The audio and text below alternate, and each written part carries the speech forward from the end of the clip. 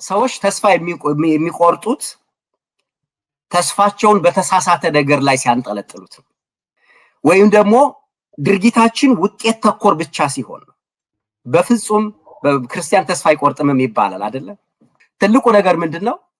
ዛሬ የቆምንበት ምድር ላይ ተስፋ ባይኖር እንኳን ተስፋ ማድረግ ግዴታ ስለሆነ እንደ ክርስቲያን እንደ ኦርቶዶክስ ተዋህዶ ተስፋ የግድ በፈጣሪ ላይ እስካመን ድረስ እምነት እስካለን ድረስ ተስፋ ግዴታችን።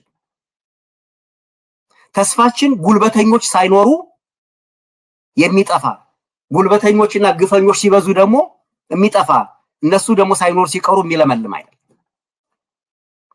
ተስፋችንን ማድረግ ያለብን የተስፋችን ምንጭ ከሆነው እምነታችን መንፈሳችን ላይ ይሆንና ድል ኖረም አልኖረም ጉዳያችን አይደለም።